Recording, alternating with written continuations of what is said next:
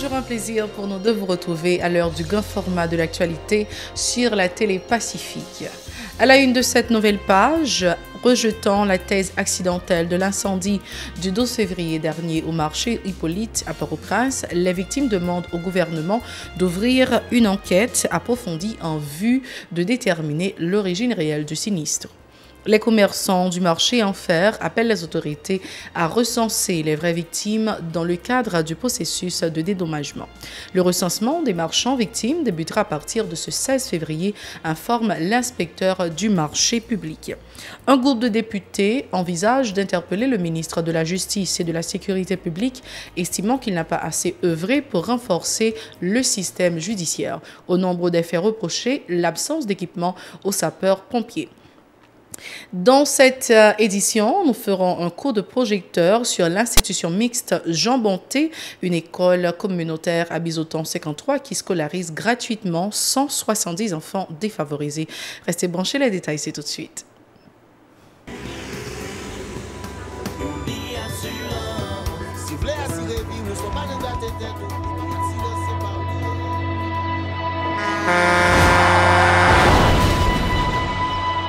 En général, moun pa reme prend assurance. Yo considéré que son l'argent rejeté. Et pourtant, l'argent assurance te doué dans budget ou à côté l'argent caille avec l'argent mangé. Li là pour les deux traverser un mauvais pas. Gardez tout à côté ou. Ouais comment gros problème qu'on entre sur moun sans attendre. Mandez Dieu pardon, ça qu'arrive au tout. Une assurance dit ou précaution pas capon. Les mal arrivés, les faux amis flair à saison a fait comme si on pas de jambe connaît. Une assurance après rétaver ou pour le dire continuer vivre la vie ou quitter ce course là non mais nous. Une assurance. Vivez en toute assurance. Merci de votre fidélité à la chaîne 54, à la télé Pacifique. Place maintenant au développement de ce journal. Et nous débutons cette nouvelle page d'actualité avec ce dossier qui choque tous les Haïtiens, l'incendie du marché en fer. Les victimes de cet incendie du 12 février dernier au marché Hippolyte à Port-au-Prince rejettent la thèse accidentelle du sinistre. Ces marchands exhortent les instances concernées à mener une enquête approfondie en vue de déterminer l'origine de l'incendie et en détruire toutes les ressources financières et économiques.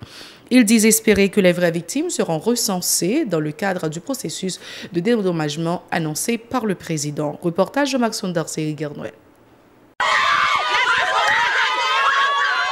Consternation, amertume, rage et désespoir, les victimes du sinistre de la nuit du 12 au 13 février dernier au marché en fer au centre-ville de Port-au-Prince sont toujours aux abois. Selon plus d'un, le feu se serait accidentellement déclaré à partir d'étincelles provenant de la calcination d'immondices à proximité du marché Hippolyte.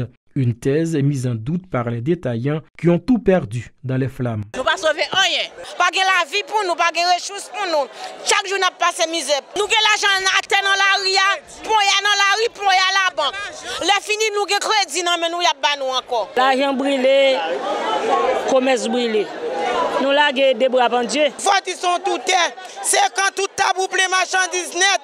Yo konon yo gen bel commerce, regardez diffère à passer. Ce ne sont pas seulement les produits de leur commerce qui ont été réduits en cendres. Dans les flammes, se sont aussi envolées les recettes d'une ou de plusieurs journées de vente. Les membres du secteur informel s'adressant généralement aux institutions bancaires et aux usuriers pour se procurer les fonds nécessaires pour mener leur activité. L'insécurité au centre-ville a une nouvelle fois eu raison d'eux. Ni l'argent ou gen ou vendre dans marché, ni comme serré pour payer dette, ni l'argent assemblé dans marché, tout perdu dans marché là. Si soit vendre ou tout quitter là. Commerce perdu, l'argent perdu. Très remontés contre les autorités de l'État, les marchands dénoncent le manque de dispositions pour sécuriser ces espaces publics. Concernant le processus annoncé pour les dédommager, ils souhaitent que les vraies victimes en soient les bénéficiaires. C'est sous cap nous pour vider de nous. Si c'est pour nous la rive, voyez pas de bagaille comme ça. Attention, moun kap vin di, yo représente machan Digicel. Prends note parce que gen moun kap de fait comme sous l'autre moun.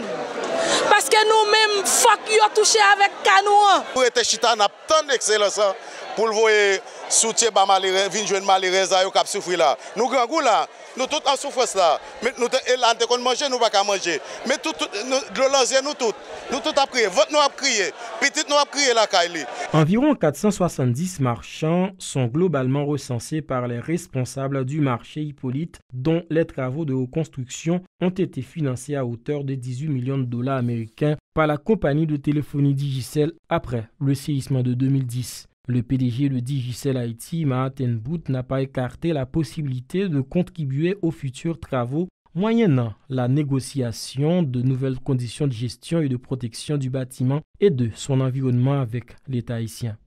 Le processus de recensement des marchands victimes de l'incendie du 12 février dernier débutera à partir de ce 16 février, a annoncé l'un des responsables de la gestion du bâtiment. L'inspecteur du marché public, Setout Jean Wendel, a indiqué que cette initiative permettra aux marchands non répertoriés avant le sinistre de pouvoir bénéficier d'une assistance. Ces propos au micro de Jean-Maxon Dorsey et Eric Garnoël. En dans le fichier digital là, il y a 476 machines qui enregistrent normal sous fichier pas noir. Mais par rapport à l'autre machine qui en fait table, qui bâtisse dans mettre en bas table, qui bâtisse dans mes côté mettre marchandises, ils viennent pour bagarre avec une catastrophe. Mais nous-mêmes en tant que dirigeants, nous jugeons bon pour nous faire un recensement global. L'aime du global, n'a pas ni ça qui enfermé, ni ça pas enfermé, ni ça n'importe qui tout. Mais nous fait avec principe. Quand tout le monde qui enregistre sur le fichier digital là, c'est le monde qui est classé déjà.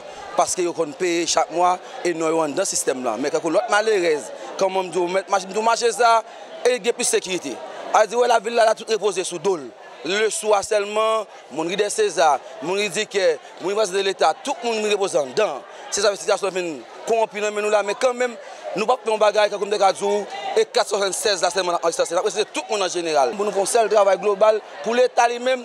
Où est-ce que les gens marcher avec ma chaîne ça? C'est que les gens qui marcher à 11 jours pendant qu'ils ont du feu, il paraît. Mais nous-mêmes, nous avons un système, nous allons appliquer. Par exemple, si vous avez de marcher, il faut qu'on Y reconnaître, il faut qu'on X reconnaître. Nous allons pour une route et machin, et tout le monde nous dit route et machin, nous mettons dans ça. Non. Ou pas de table, ou des marchandises dedans. Ou bien un monde qui a bon accès, mettez marchandises dedans. Non, ça, c'est pour barrer les gens qui n'ont pas de place ni rien pour venir barrer la place avec les gens qui perdent. On va faire un pour les gens victimes et pour barrer pour bénéficier de rien.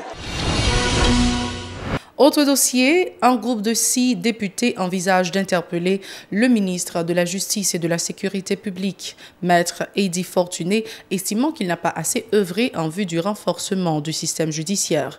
Selon l'un des initiateurs du projet, Franck Lauture, une correspondance a été adressée à ce sens au bureau de la Chambre basse. Le parlementaire a mis en avant le dysfonctionnement de l'appareil judiciaire, les grèves à répétition des magistrats et des greffiers dans les 18 juridictions du pays et l'absence de matériel aux sapeurs-pompiers pour justifier la démarche de ses pairs. Franck Lauture au micro de Edlern Vernal et Francideus. Le règlement intérieur a prescrit, c'est la conférence des présidents qui est lui-même compétent pour fixer la date de la séance. La saisine du bureau est opérée. Maintenant, il était pour que la conférence des présidents, la plus prochaine conférence des présidents, lundi, fixera la date de la séance d'interpellation. Au niveau du système judiciaire en Haïti, c'est pure catastrophe. Tu vois? Donc, nous gagnons un système, un service pompier pas fonctionné. On investit pas investir des millions jeudi, vendredi, du fait pour l'aller. Pas une capacité d'intervention de l'État. Il n'est pas capable d'investir des millions en propriété foncière tout pour que lundi, il y ait des gens voleurs qui envahissent sans que pas de justice qui cabale justice. Ou pas capable dans le pays tout côté que la magistrature est en grève permanente. Les greffiers sont en grève permanente. Tout ça a entraîné qui ça? Le dysfonctionnement de l'appareil. Et ça rend les investisseurs hésitants, réticents. Donc, c'est ça que fait nous Saint-Domingue qui a tourné autour de 37 milliards de dollars d'IDE, investissement direct étranger, alors que nous-mêmes, nous avec 1,4 milliard de dollars d'investissement étranger seulement. Donc, ce n'est pas une fatalité. Donc, je pense que le ministre est incompétent, il est incapable de contrer le phénomène de la détention préventive particulièrement. Donc vous pensez qu'il doit partir, aussi simple que ça. Le président fait plein de bonne volonté, mais autour de lui, il n'y a que des mineurs. C'est lui le président, le premier ministre, les ministres, les directeurs généraux. C'est Jovenel. À présent, nous vous invitons à découvrir une initiative d'un couple ordinaire qui rend service à toute une communauté à Bizoton 53 au sud de la capitale. L'établissement scolaire Institution mixte Jean Bonté qui scolarise gratuitement 170 enfants issus de familles défavorisées. Un projet communautaire vieux de 16 ans et qui a aujourd'hui besoin d'aide pour continuer à exister. Suivez ce reportage spécial signé Michel Alui, Villeneuve-Cajuste et Miguelito Boursico. C'est dans cette salle de classe que tout commence pour ces enfants issus de familles défavorisées. Certains, âgés de 10 ans, fréquentent l'école pour la toute première fois. C'est moi qui écrit, alphabet, c'est moi qui écrit. Ça, c'est classe de base. Nous avons 10 ans, 9 ans, après, Rosemée Souvenir a abandonné sa vie d'enfant des rues depuis le 8 janvier 2018 pour démarrer une nouvelle aventure qui, il l'espère, le conduira vers le métier de mécanicien. Depuis que je suis venu à l'école, je suis fini l'école, je suis mécanicien. Je suis mécanicien pour avoir l'argent de travail. Pour faire leur premier pas, ces écoliers sont assistés par des jeunes bacheliers volontaires. Ils ont intégré un programme baptisé Bam Mabao, mis en place par les responsables de l'établissement scolaire pour trouver le personnel nécessaire pouvant assister les enseignants. Déjà, venu avec le projet Bam Mabao, on a des petits gens, et puis lui-même, on a payé l'école pour. On a une musique en pile, on prend musique, tout ça. On a un diplomate, c'est un grand musicien. Dans cette école de 170 élèves, tout est gratuit. La formation, les matériels didactiques, comme les plats chauds, et cela soulage les parents, en majorité des veuves et des chômeurs. Il y a des années depuis que j'ai subi des élèves parce que je n'ai pas de moyens économiques pour pousser à l'école. Pendant que je suis dans la zone et puis il y a des gens qui parlent de l'école là, et je participe là dans la première année et je me satisfais en pile parce que c'est moi qui fille, c'est moi qui garçon. Mais l'école là supporté. Il y a 7. Papa est mort, il y a mes chabotés là, j'ai boté que manger, c'est lui qui au boire. Mbappé l'école uniforme yo, j'ai boté que uniforme. Le matin il vient là, il qui manger, les au praler, c'est lui qui au bagaille encore manger et puis après ça il vient joindre moi. Voilà bientôt 5 ans depuis que l'institution mixte Jean Bonté a vu le jour à Tiplas, localité de Bizoton 53 au sud de Port-au-Prince, où la sécheresse complique la vie aux habitants, visiblement oubliés des autorités compétentes. Ici, les conditions socio-économiques précaires contraignent les ménages à garder leurs enfants à la maison. C'est M. Jean-Jean qui dit que je vais pour moi. Et je ne pas pour me mettre à l'école, c'est lui qui est responsable pour moi. Je ne vais pas manger. Même si je dis l'école là, il n'est pas fait. Je vais mettre son monde qui est ingrat, dépasser les limites, parce que l'école là aide les députés, les dépopulations. Cette réalité est familière au fondateur de l'école, Jean Bonté, originaire de la zone, qui s'attelle à renverser la donne. Les parents négligents, malgré l'école gratis, parents disent non, pas pour même inscrire. Et ici, nous n'avons pas pour un carnet pour inscrire, nous n'avons pas besoin d'acte de naissance dans les petits. Depuis on a qu'à respirer, mais nous mettons l'école. Avec son épouse, le couple consacre ses revenus personnels et les dons offerts par des amis et connaissances à garder cette école en vie. Les gens qui sont dans la zone qui sont élus, dans la zone, pourquoi je visiter ici? Par contre, ça a fait. Ni moi pas mon cap demander tout.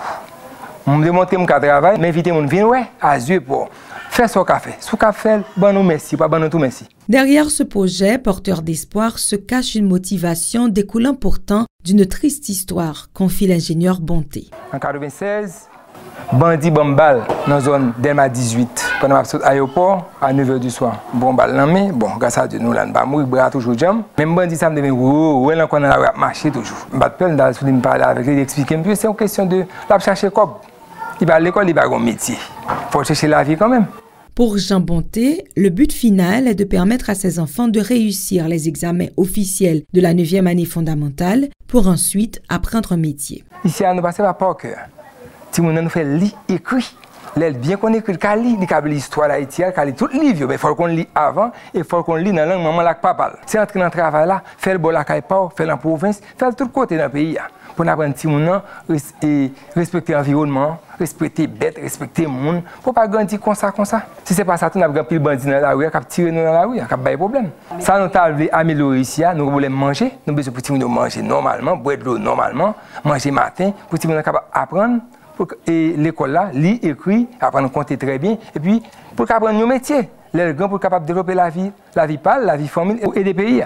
La capacité d'accueil de cette école n'est pas limitée, a expliqué son directeur, conscient que son équipe a plus que jamais besoin d'aide pour améliorer réellement le quotidien de ses enfants. En attendant de trouver d'autres volontaires, les responsables tentent, avec les maigres moyens du bord, de maintenir un sourire sur les visages de ses enfants. Le plaisir a été pour nous de vous informer. Merci d'avoir été des nôtres. Restez bons chez la Télé Pacifique. Au revoir, à la prochaine.